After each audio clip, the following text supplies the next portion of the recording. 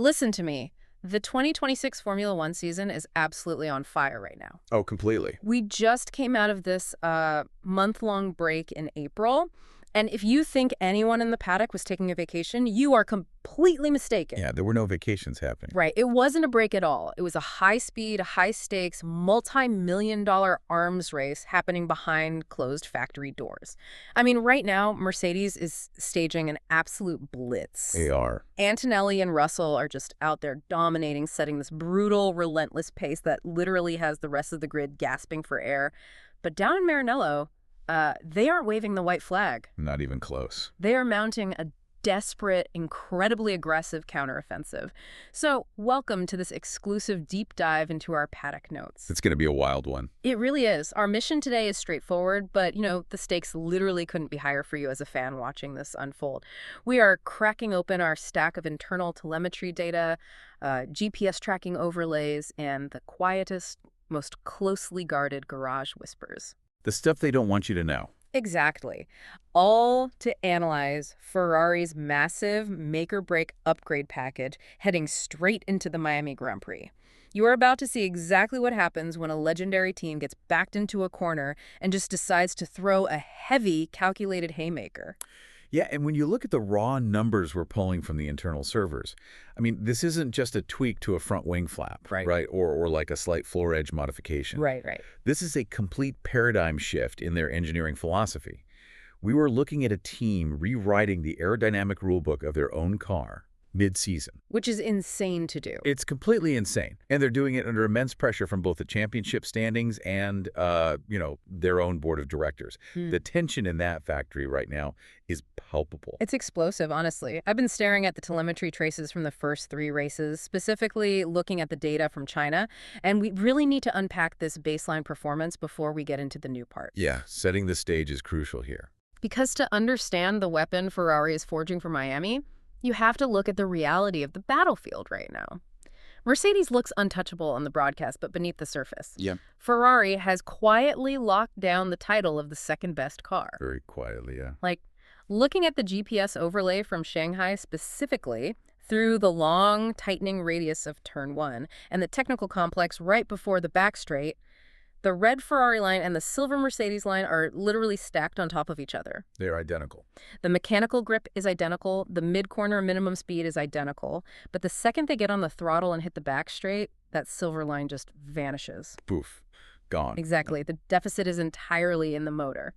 So I guess my question is, are they just bringing a heavily compromised chassis to Miami and hoping that these incoming FIA power unit adjustments will magically level the playing field? I mean, it's a logical theory, right? But here's the tactical reality of modern Formula One. Waiting for the FIA to adjust engine parity is basically a death sentence for your championship hopes. Right, you can't just sit and wait. You absolutely cannot. Ferrari knows the motor deficit is costing them crucial tenths of a second at maximum velocity. So they are deploying a radically different, highly aggressive strategy. Okay, so what is the play here? Instead of praying for the internal combustion engine to suddenly find, 20 horsepower overnight, they were doubling down on their aerodynamics to completely overcompensate. Wow. Yeah, they want to take that chassis parity in the corners and turn it into a crushing chassis advantage. So basically just blitz them in the corners. Exactly.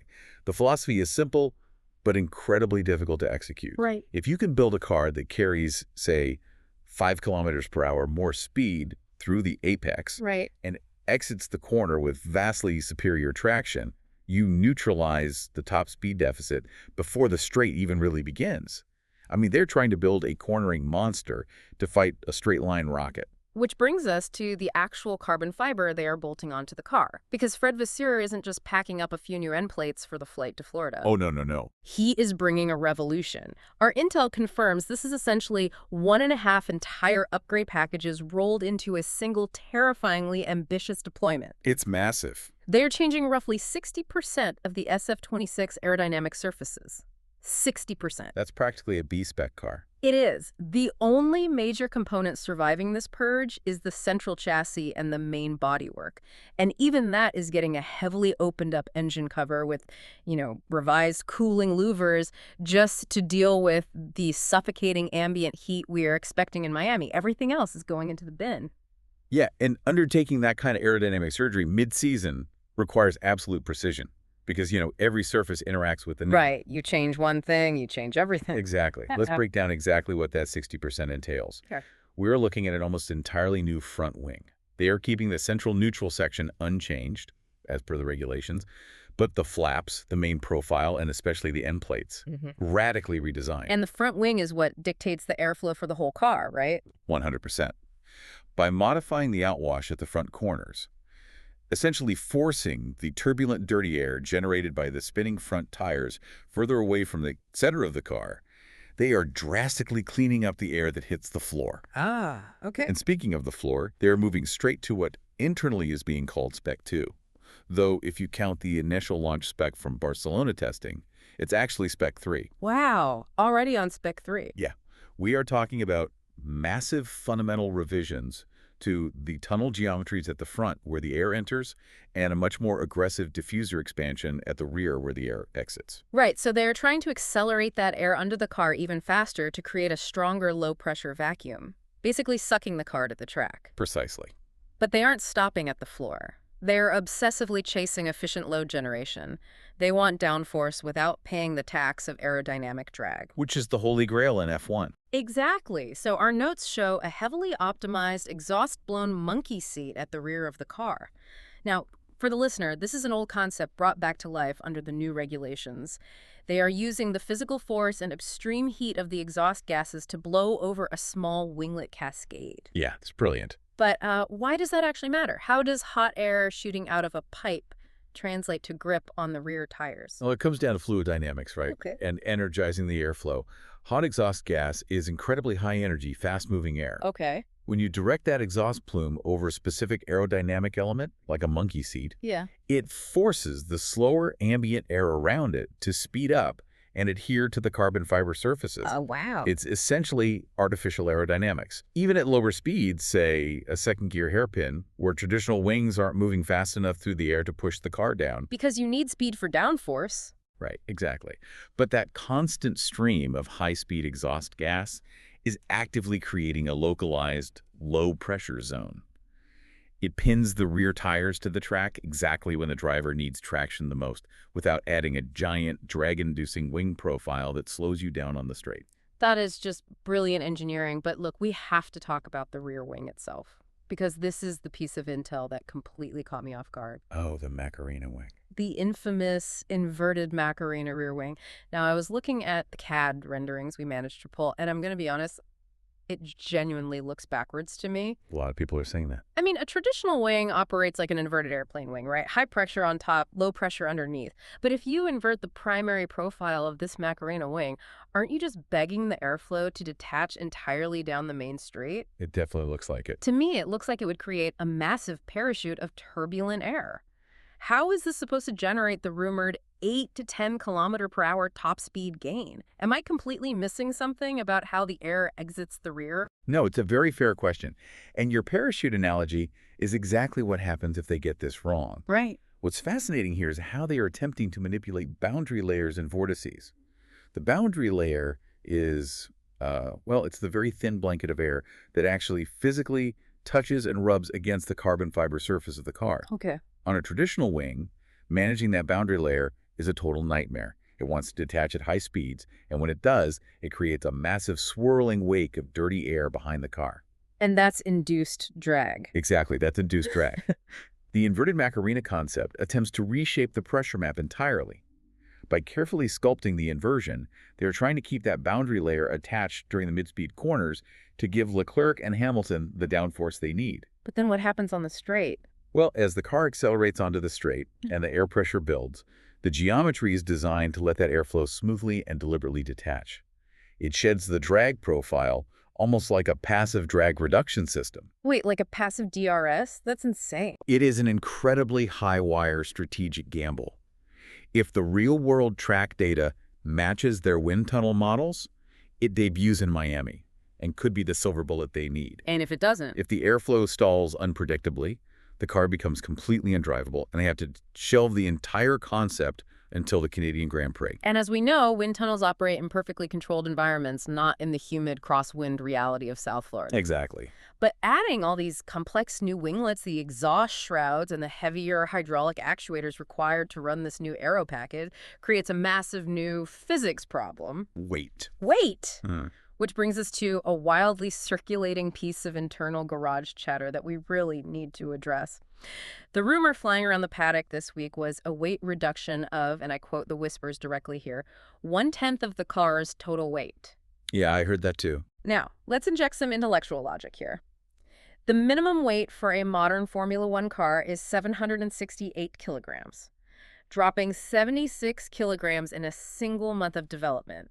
That is mathematically impossible unless Ferrari plans to leave the internal combustion engine back in Italy. Right. It makes no sense. So what are these engineers actually talking about when they say 10%? You have to decode the paddock terminology here. It's effectively a translation error from the Italian whispers to the wider grid. Ah, okay. When the engineering team talks about a 10% reduction in this context, they're strictly talking about a 10% reduction of their overweight margin. Got it. These ground effect cars are incredibly difficult to get down to the 768 kilogram minimum.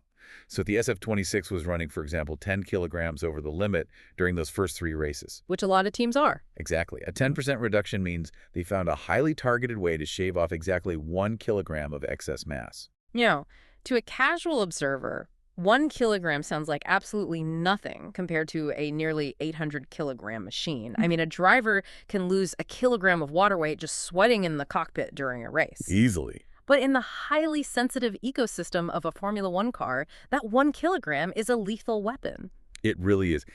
If we connect this to the bigger picture of lap time, you understand why they are fighting for every single gram. You always have to look at the golden F1 ratio. Which is? 10 kilograms of extra mass costs you roughly 3 to 4/10 of a second per lap, depending on how heavy the braking zones are at a given circuit. Every single gram you carry is a prison sentence for your lap time. Wow. But it's not just about the gross weight, right? It's about where that weight is located. By optimizing the heavy internal hydraulic systems, they lower the car's center of gravity. Making it more agile. Exactly. They reduce the moment of inertia, meaning the car rotates faster and more eagerly when the driver turns the steering wheel. Add in the fact that they are introducing new halo winglets constructed from pure, unpainted carbon fiber, specifically to avoid the structural deflection complaints they faced from the FIA earlier in the year. Right, the flexi-wing drama. Yeah, that drama. You see a team that is trimming the fat with an absolute scalpel. They are bleeding this car of every spare ounce of inefficiency, but here's the brutal reality. You can build the lightest, most aerodynamically efficient theoretical weapon in the wind tunnel, but until the rubber hits actual hot asphalt, it is just theoretical math. Completely. And Ferrari is not leaving this to chance. They completely locked down the Monza circuit, closed doors, no media, no tifosi hanging over the grandstand fences, just pure, uninterrupted telemetry gathering. A total blackout test. Exactly. They took their highly restricted 200-kilometer filming day allowance and split it perfectly down the middle. Charles Leclerc strapped into the cockpit for 100 kilometers in the morning. Lewis Hamilton took over the seat for 100 kilometers in the afternoon. Getting both drivers' feedback. And the moment the engine was switched off, they went straight back to Maranello for grueling, endless simulator sessions to correlate the data. I mean, they are throwing every resource they have at this package. And they absolutely have to, because they are walking into a massive logistical trap in Florida. Precisely. Right. And this is where the sheer audacity of this plan really hits you. Miami is a sprint weekend. Yeah, that's the kicker. That means the traditional format is thrown out the window. They get exactly one 60-minute free practice session before they are thrown directly into competitive Parc Fermé qualifying sessions where the setup is locked in. 1 hour to figure out a new car. Yeah. This isn't just an upgrade. Trying to dial in a 60% completely new aerodynamic concept in 1 hour is like trying to change the shape of a bullet while it's already in flight. If the ride height is off by 2 millimeters, they are done. They are completely done. And the historical precedent validates exactly why this is so terrifying for them. We don't even have to look back very far. Let's remember Ferrari's mid-season filming day last year. Oh, I remember this. They ran a massive rear suspension upgrade during a very similar, highly controlled closed-door test.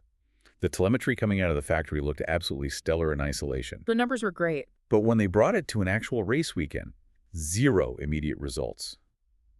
Lewis Hamilton, in particular, struggled massively to find the operating window of those new suspension kinetics. Right. The hard truth of Formula One is that 200 kilometers of isolated running on a perfectly clean track in Italy does not guarantee success on a sprint weekend. The track conditions are totally different. Exactly. When you get to Miami, the track is completely green, meaning all the rubber has been washed away by local traffic. As the weekend progresses, the track grips up, the surface temperatures soar to over 130 degrees Fahrenheit, and the tire behavior changes dramatically. It's a moving target. That specific track evolution is when you find out if your aerodynamic correlation is a stroke of absolute genius or a total season-ending disaster. So if you are watching the onboards this weekend, keep a very close eye on Leclerc's and Hamilton's steering inputs through the high-speed sweeping corners of Sector 1. If they are constantly micro-correcting the wheel mid-corner, it means the airflow is detaching and the upgrade isn't working. That will be the telltale sign. But let's focus on the human element for a second, specifically Charles Leclerc. The mental toll of these development races is huge. He is sitting third in the championship right now, 23 points behind Mercedes Antonelli. It's a decent gap. In years past, a gap like that this early in the season might have seen heads drop in the Maranello garage. Yet the internal mindset we are tracking from Leclerc's camp is uncharacteristically fiercely optimistic. Which is very interesting. We are hearing direct quotes from his engineering debriefs saying, quote, "We finally have the tools." He is hyper-focused on absolute consistency. He knows the Mercedes is a monster right now, but he is waiting in the wings, ready to capitalize on the slightest strategic error or reliability issue. He genuinely believes the 60% new car is his sword for the rest of the year. And look, a driver with that level of ingrained belief is incredibly dangerous. Oh, absolutely. A motivated Leclerc in a car that finally gives him the compliant front end and the predictable rear grip he demands is one of the most formidable forces in global motorsport. Right. He knows the championship is a marathon, not a sprint. Right. If he can just stay within striking distance and this new package actually unlocks the potential they're seeing in the simulator, a 23-point gap can evaporate in a matter of 2 or 3 races. But Ferrari isn't developing in a vacuum. They are launching this massive offensive, but the enemy is moving too. And when we look at the rest of the grid, it paints a very chaotic picture for Miami. Yet, this raises an important question that every team principal is asking right now. Who else has found the magic bullet in the wind tunnel? Because everyone is looking for it. Exactly. In a new regulation year like 2026, the development curve is practically vertical. Teams are finding massive chunks of time. A single perfectly executed upgrade to the floor edge seal can unlock unprecedented lap time. Right. You don't just gain a tenth of a second, you can gain half a second literally overnight if you figure out the ride height sensitivity. And Ferrari isn't the only team hunting for that breakthrough. No, they are. McLaren is bringing a monster package to Miami. Their internal simulator numbers regarding high-speed downforce are reportedly terrifying the rest of the paddock right now. And we absolutely cannot ignore what is happening over at Red Bull Ford. Max Verstappen has been relentlessly running older cars in TPC testing of previous cars. Yeah, he's putting in the miles. He is out there grinding out thousands of kilometers in the older ground effect chassis just to gather baseline suspension data. Why? Because we know Red Bull has built an absolute rocket ship of a Ford power unit. The straight line speed is insane. It's immense, but their current chassis is terrible. It's unpredictable, and it's destroying the rear tires over a race distance. If they can use that TPC data to finally fix their mechanical suspension issues and get the chassis to behave, they instantly become a lethal threat for race wins. Oh, without a doubt. And then, of course, there are the current kings of the hill, the Silver Arrows. Mercedes is dominating the lap charts, but they have one glaring weakness right now, and that is off the start line. Yeah, the launch phase. Their clutch bite point and torque mapping seem completely out of sync. Right now, the launch phase is Ferrari's biggest weapon against them. If Mercedes fixes that software and mechanical link, Ferrari loses their main tactical strike into turn 1. It is a total unmitigated development war right now. Ferrari is throwing 60% of a new car at the track to outdevelop Mercedes, while simultaneously looking over their shoulder at a surging McLaren and a wounded but highly dangerous Red Bull team. Everyone is on edge. Every single aerodynamicist on the grid is walking a tightrope, fully aware that one wrong correlation between the wind tunnel and the actual asphalt could derail their entire season. Which brings us to the final sprint for this weekend. The stakes for the Miami Grand Prix are astronomical. This isn't just another race on the calendar. This is the first major bare-knuckle development battleground of the new 2026 It's regulations. going to be a bloodbath. We have a fundamentally brand new Ferrari stepping into the ring against a dominant, relentless Mercedes operation, a McLaren squad hungry for blood, and a Red Bull team desperately trying to tame a rocket engine. The tension in that paddock is going to be thick enough to cut with a carbon fiber end plate. And as we watch all of this unfold on Friday, there's a chilling reality of modern Formula One that you have to keep in mind. When an engineering team changes 3/4 of a car's aerodynamic profile overnight, they aren't just bolting on new parts. They are fundamentally altering the car's DNA. Right. The way the chassis pitches forward under heavy braking, the way the rear end rotates when the driver gets on the throttle, it becomes an entirely different beast. So heading into the heat of Miami, with only 60 minutes of practice before qualifying begins, the ultimate question is this. Lay it on us. Does a generational talent like Charles Leclerc or Lewis Hamilton have to completely suppress their innate driving style to survive and extract lap time from this new machine? Or did the engineers back in Maranello successfully build this massive, aggressive revolution to perfectly mold to what the drivers have been demanding all year? Man, that is the multi-million-dollar question. Are the drivers going to have to tame this new aerodynamic beast, or did the beast finally learn to serve the drivers? We'll see very soon. We will find out the second the lights go out. Thank you for joining us on this intense deep dive into the absolute bleeding edge of paddock intelligence and F1 development. Keep your eyes glued to those timing screens and the driver onboards this weekend, because the war for 2026 has officially begun. We will see you next time.